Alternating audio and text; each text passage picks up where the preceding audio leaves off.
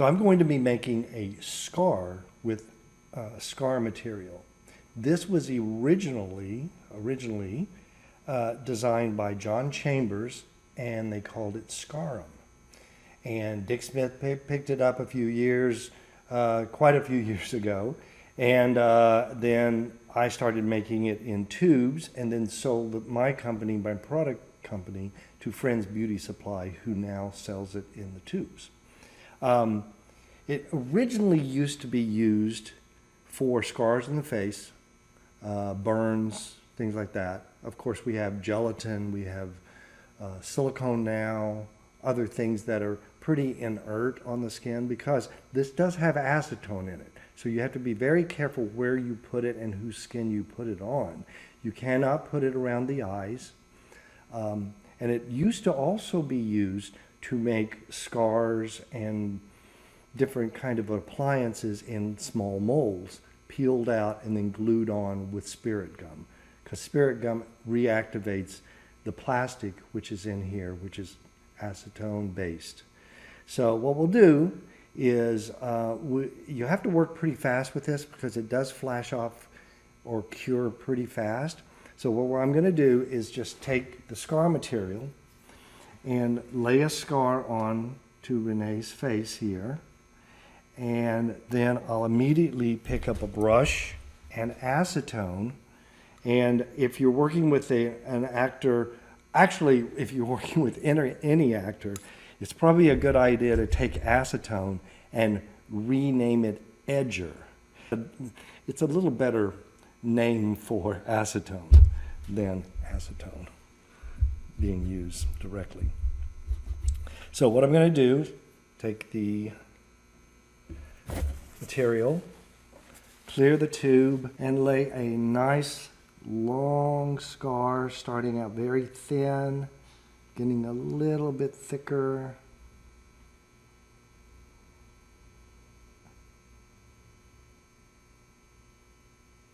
Down to the mouth, maybe making it a little doubly large in the center here, taking that edge and drawing it out a little bit too.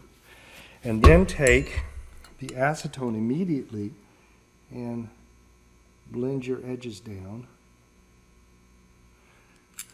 especially the thick edges where you want to blend it onto the skin. If they're going to wear it all day on the set, it's a good idea to take a little Prozaid and put on the skin first, let it dry, and then you can put the scar material onto that. That makes it stick to the skin a little bit better than just directly onto the skin. Of course, this is immediate build on the skin, and if you were doing this every day, it's obviously better to do it in a mold and make a perfect scar that's going to be consistent every day on the set. So we blended that off. I'm going to take a little bit more here on the end.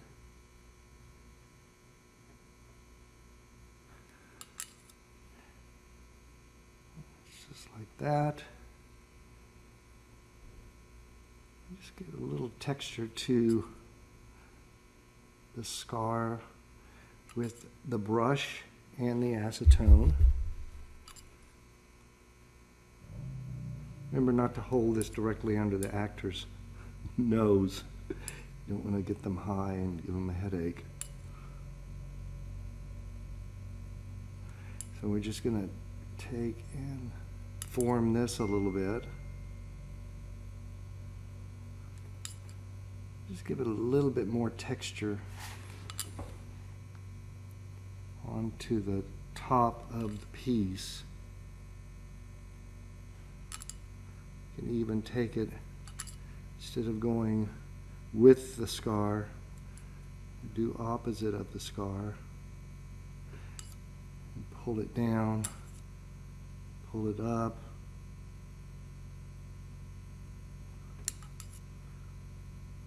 Make it look a little bit more organic than just a straight scar.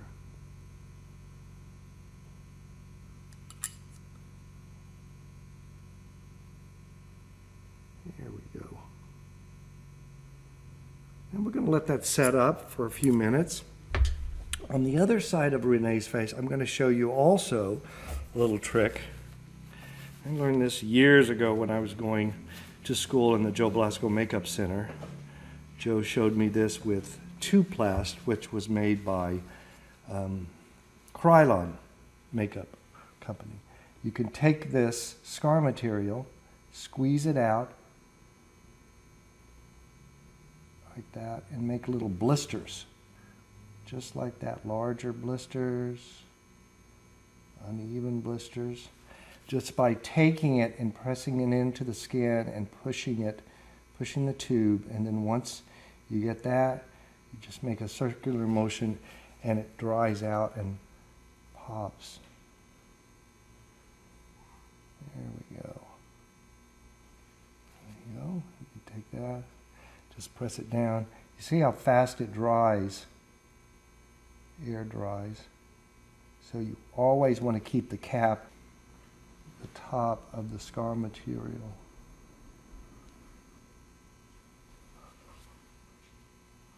There you go. Little blisters. And this really works well for if you're doing a burn and you've done the burn and you want to do first degree burn, second degree burn, and third degree burn. So always helps as you're doing a burn makeup. Then we're going to take and just clean this up if we need to here and there.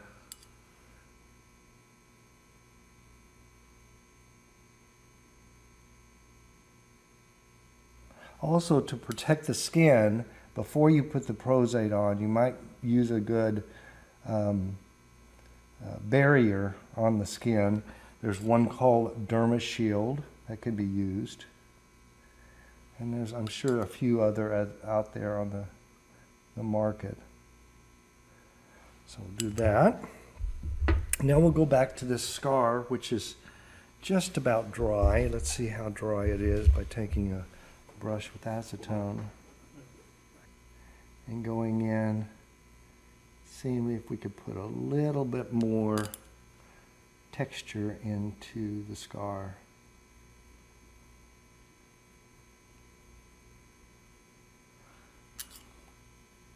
And we're just putting it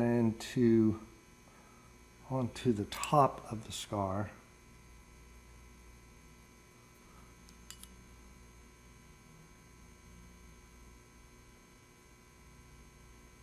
There we go. That's nice. Now, the inside of the scar material has not set, but the outside of the scar material has set because it's just flashing off. In other words, it's just drying. The acetone is evaporating into the air, and it dries from without to within as it's drying. I'm going to use the Stay Color Full Color Kit to add a little bit of red into this makeup. The Stay Colors are activated by 99% alcohol. So we're going to take a little bit of this 99% alcohol, just carefully pour it into one of the wells so we can dip our brush into that. Put it over here so we won't spill it. Dip the brush into that. I'm going to go into the red well, the color. Kind of move the brush around just to reactivate the color. And depending on how much alcohol you put in it, the more translucent the color would be.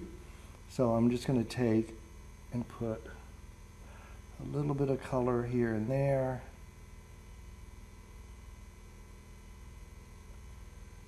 I'm not going to draw the color all the way around, just here and there on the scar.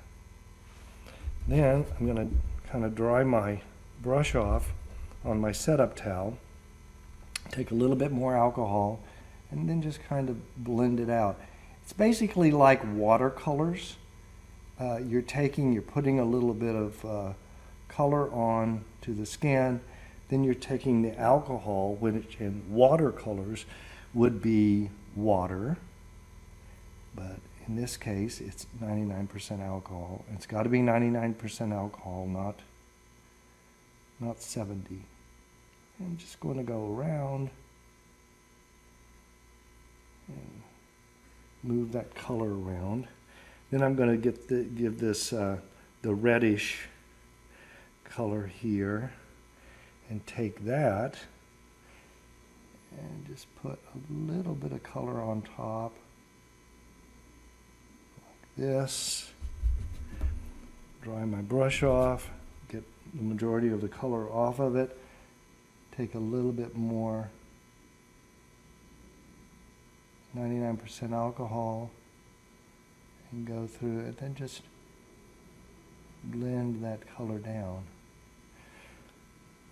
Now that I've done that, I'm going to mix a little bit of this reddish color and the red together. Give me a little bit more, like the best of both colors for this. And put just a little bit more around here and there. I want it to look more like a fresh scar than an old scar. If it's an old scar, then you'd be using more browns. I'm sure we've all been cut as kids or young adults and we have scars, so you can just use that as your guide for what it should look like. Or you can do a little research online on the internet. I'm sure there's quite a bit of information there for the scar. For scars and things like that. I'm just going to do this. Maybe take a little bit of the red color and kind of draw some veins out to look like it's very, very irritated. Veins would kind of emanate from the edge of the scar. I'm even going to take this and put it up into her mouth a little bit. Make it a little bit more grotesque as far as that's concerned. Bride of Frankenstein, maybe? Just by tapping my finger on the color, I can just move it around too. Let's see, move this way.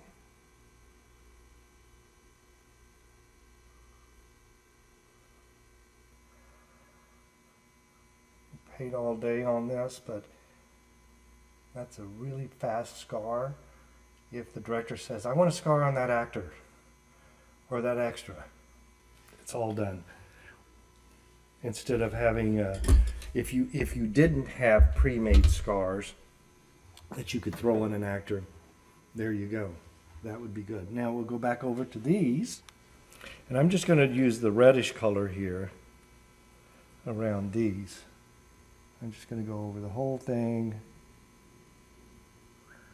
haphazardly like that. And take the alcohol, blend it out, just like watercolors, if you've ever watercolored before. It's very simple. So I'm just moving that color around. So I've got a more translucent color on the outside and a little bit more intense color on the inside. Of course, it could be a spider bite too. You never know. I'm going to take a little bit of the red, kind of make these a little bit more intense here and there. A little bit of the red, here and there on top of the blister, or whatever you want to call this.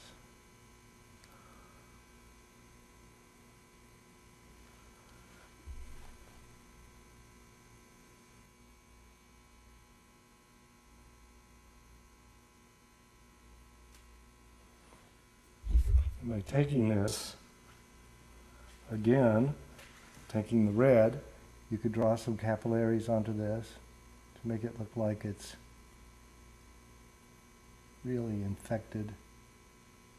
Going to the next stage, you could use this for a zombie look. The starting of the plague or whatever.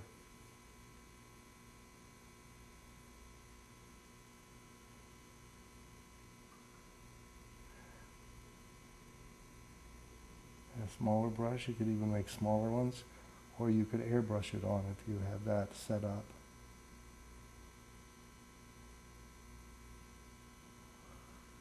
And there we go. On this side.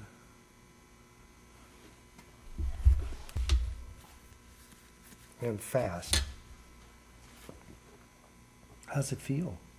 It's lightweight. It's lightweight. That's It's good. nice. That's good. Didn't burn any, did it? That's good. See, it's very flexible too. This scar material is made with a plasticizer that makes it very stretchy. So it can stretch with the skin like that. And just to remove this, we remove it with isopropyl myristate or any oil-based makeup like Super Solve, Beta Solve, anything like that. But isopropyl myristate is my go-to makeup remover for these kind of things.